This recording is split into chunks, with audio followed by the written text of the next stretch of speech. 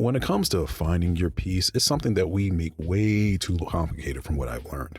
Rather than wishing for it to happen, it's something that you just make happen, as with anything else in life. The more you procrastinate hoping it'll come to you, the more it'll not happen. Just go on to the next day. So rather than waiting to like Nike or Shia LaBeouf and just do it. Because it's not like life's problems are suddenly going to go away or anything. They're still going to be there because you still exist in the world. So if you're going to exist in the world, why be unhappy doing it? So it's 652 days of living out of a car. Right now I'm in Raritan Bay, New Jersey.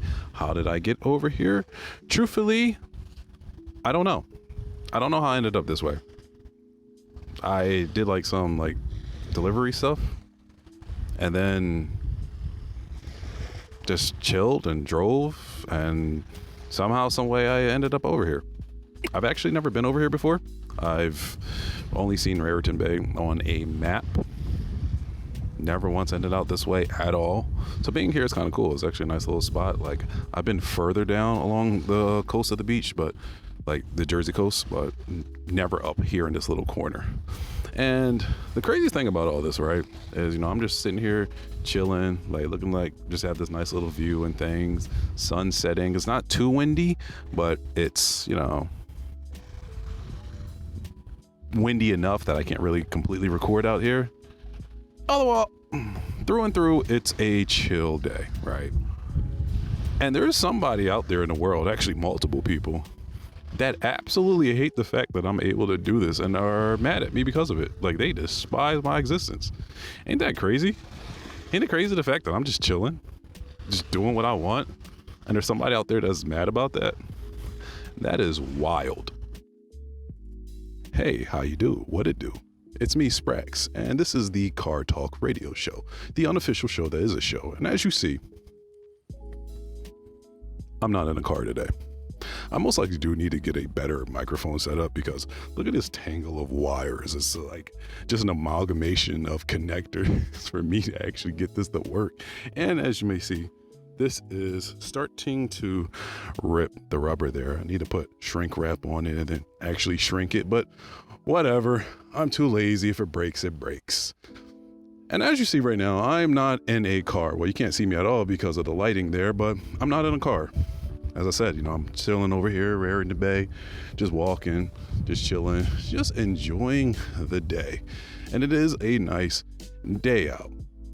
And what I said earlier is actually completely true. There are people that absolutely dislike the fact that I'm just out here chilling, doing what I'm doing. And I find it mind-boggling, I find it absolutely mind-boggling, because at no place in time did I think I would have haters. Even using that word sounds absolutely funny to me, because I always thought haters was a stupid term. When rappers and other people talk about, hello to all my haters, if you're not doing anything right, if you don't have haters. Me personally, I don't think it's stupid, because I'm like, who's going to hate you? Why is somebody going to hate just because you're having success? That don't make no sense to me. I don't have hating in my blood. I got better things to do than to hate seriously. There are things that I do hate on just a fun way, like the Lakers, the Celtics, sports teams, sports things, that type of stuff. I am a dedicated hater, as I want to see them do bad. But that's on just a casual way. Is never serious. It's just for giggles and things. But people who genuinely have hate in their heart, hate and jealousy, that I don't understand. When I see people that are doing good, that are, that have it all, I don't get jealous of them, If anything, it makes me want to, strive harder. When there's people that I know that have success, would I like them to throw a little money my way? Sure, absolutely. But that's not what our friendships and, our acquaintance, our relationships are predicated on.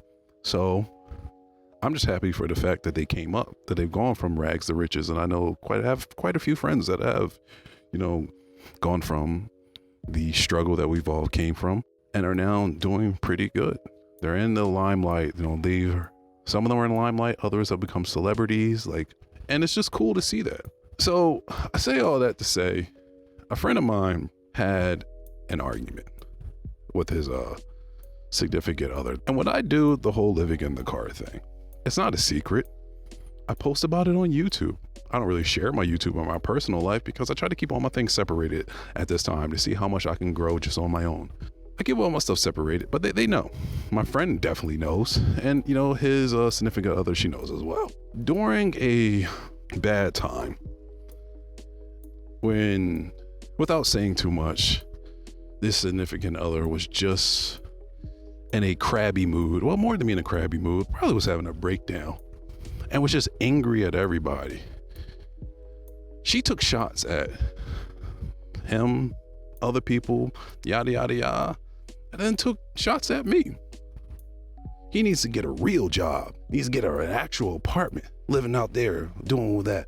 Who does he think he is? That type of stuff. He told me that, and I'm like, felt like 50 Cent in the little meme video where he's like, whoa, what'd she say fuck me for? I didn't do anything. And I found that completely interesting and amusing because it was like, I'm just chilling, happy, doing what I want, I still got a lot of bills to get rid of, slowly getting them down, got debts to get rid of. I want to pay my car off as well, but I could pay my bills. And I'm at a point of just existing in my own world.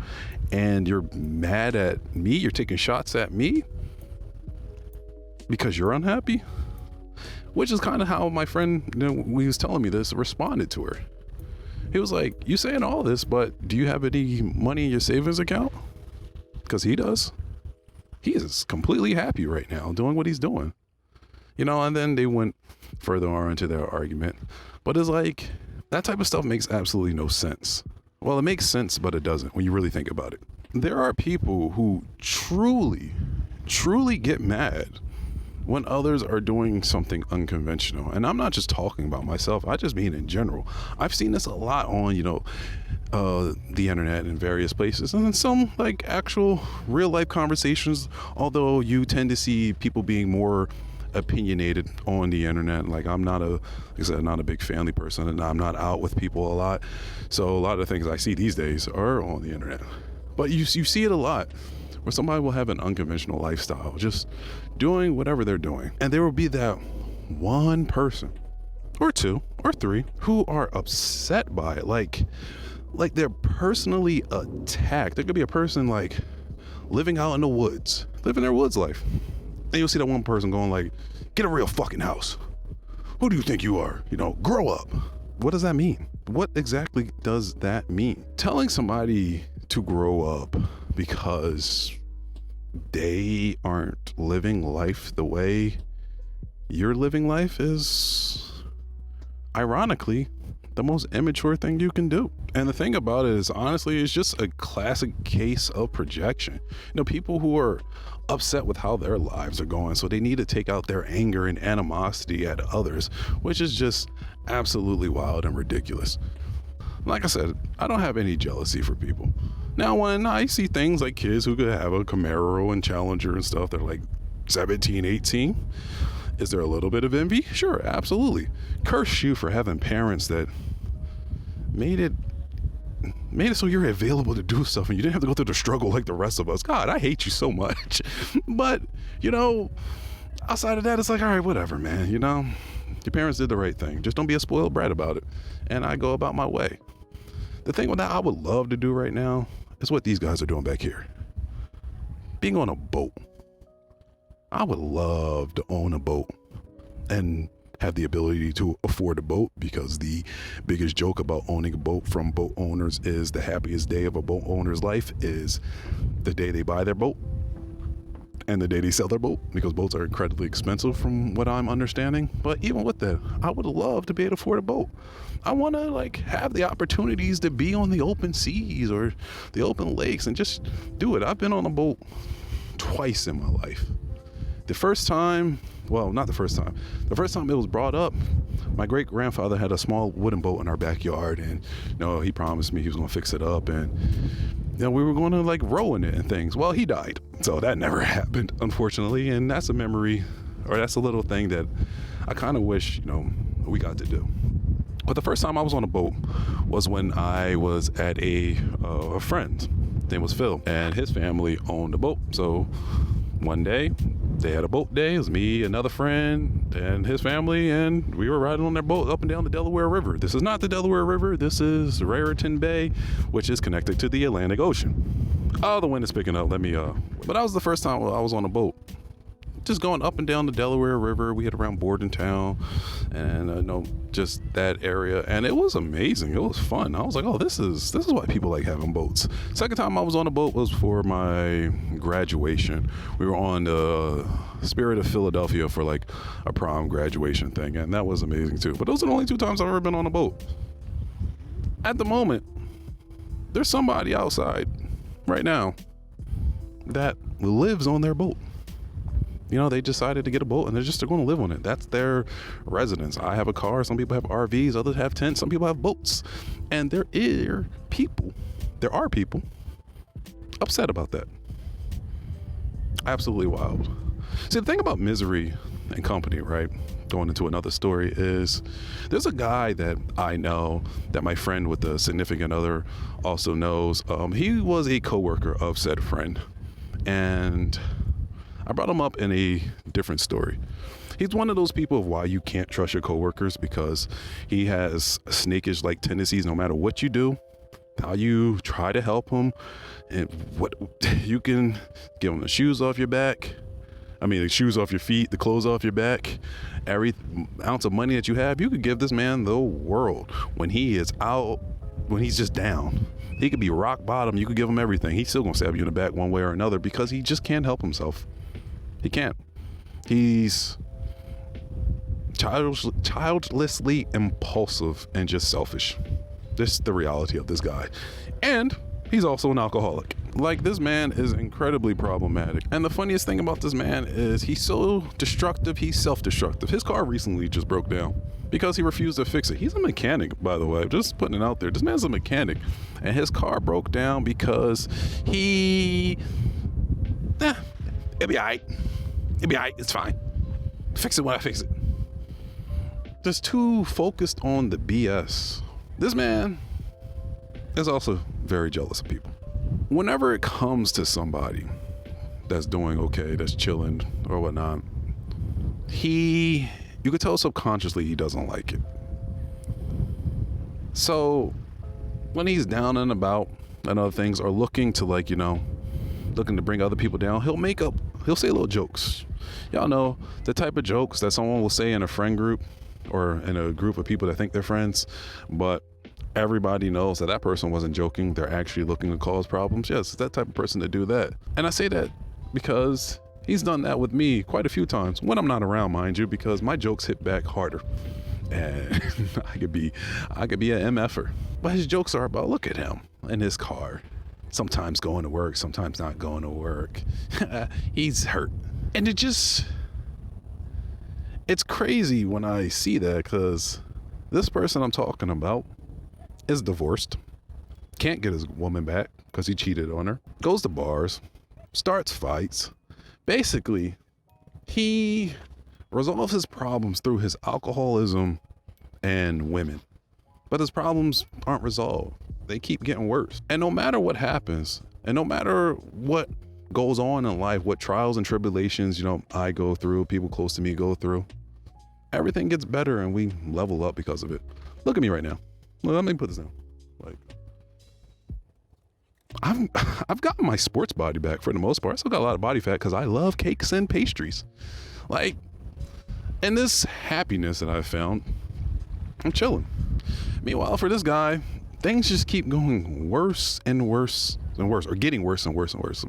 My grammar is really bad right now. Jesus. And I'm not saying this to disparage this person and put all his business out there. That's why I'm not naming him. But I'm using him as an example of how Misery honestly just wants company. Because he would be happy if I was just as mad as he is. But I'm not. Not at all. I'm enjoying myself. I'm enjoying everything. I really don't have much of a care in the world besides bills. Making sure to get those out the way so I can permanently not worry about them and continue to do what I do and afford more things. Just like I'm sure some of the people watching, if you made it this far, you've dealt with it yourselves. People who are just so unhappy and they want you to be unhappy as well. So that's why, they'll talk things behind your back, they'll trash and disparage you. If their family or somebody close to you, they might even sabotage you and self-sabotage themselves just because they're so damn destructive and subconsciously are unhappy if anybody has success, even themselves. It's crazy. It's absolutely crazy. My mind understands it, but it still can't, I have trouble wrapping my brain around it, because that's not a way to live. That's not a way to exist. It just isn't. But what can you do about it? Nothing. You can't fix people. That's the whole point of this message. Your goal is not to fix other people. If there are people that don't want to come along and are truly genuine, whatever your journey is and whatnot, sure, let them hop along and just enjoy the ride, enjoy the trip, enjoy the walk along the beach. But other than that, for others, leave them where they're at. Let them be self-destructive, miserable, and angry on their own. There's no reason to take them with you, because ultimately, it's your life. Do what you want. Your happiness is not predicated on other people. Leave miserable people where they are. That's what I'm trying to say with all this. And as always, I will see y'all in the next video. Deuces.